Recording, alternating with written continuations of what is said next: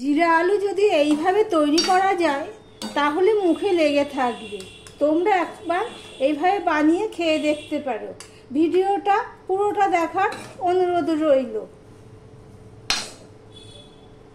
নমস্কার বন্ধুরা, আপনারা দেখছেন কুকিং হাউস অফ অনিমা। আজকের রেসিপি হলো জিরা আলু। জিরা আলুর জন্য আমি এই আলুগুলো ঠিক এইভাবে কেটে নিয়েছি। কড়াই বসিয়ে দিয়েছি। কড়াইটা গরম হলে সরষের তেল দিয়ে দিলাম। তোমরা চাইলে সাদা তেলও দিতে পারো।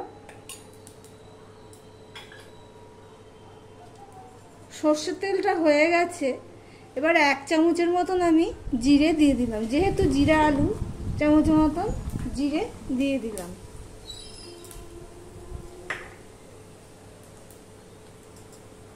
তার সাথে দিয়ে দিলাম একটা শুকনো লঙ্কা 2 ভাগ করে।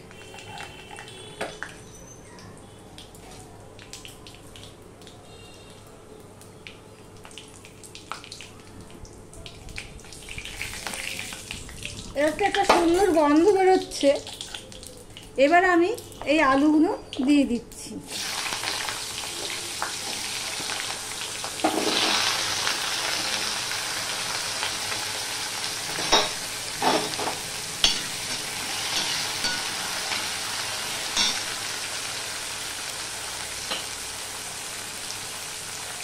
নুন দিয়ে দিলাম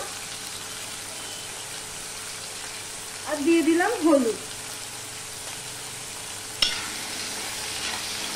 এবার সম্পূর্ণ মিশিয়ে নিয়ে আমি লো টু মিডিয়াম করে ঢাকা দিয়ে দিলাম। আলুটা ভাজা ভাজা হয়ে গেলে এখানে আমি একটুখানি 1/2 চামচের মতন চিনি দিয়ে দিলাম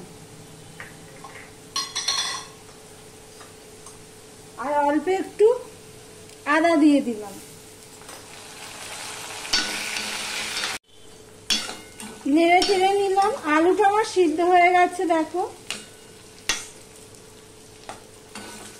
জিরা আলু অনেক রকম ভাবেই করা যায়, কিন্তু এইভাবে একবার করে দেখতে পারো। এবার একটু কসুরি মেথি গুঁড়ো করে রেখেছিলাম, সেটা দিয়ে দিলাম। কসুরি মেথি দিয়ে কয়েক সেকেন্ড আমি নেড়ে চেড়ে নিলাম। এবারে এখানে আমি 1/2 চামচের মতন জিরের গুঁড়ো, ধনের গুঁড়ো আর একটুখানি লঙ্কার গুঁড়ো দিয়ে দিলাম।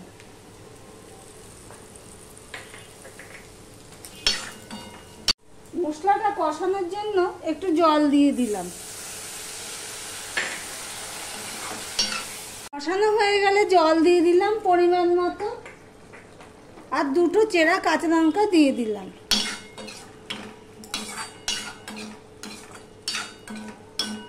রেসিপিটি যদি ভালো লেগে থাকে প্লিজ সাপোর্ট করো, লাইক করো,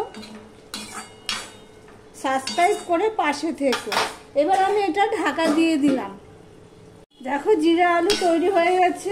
এটা রুটি, পরোটা, লুচি সবের সাথেই খেতে পারবে।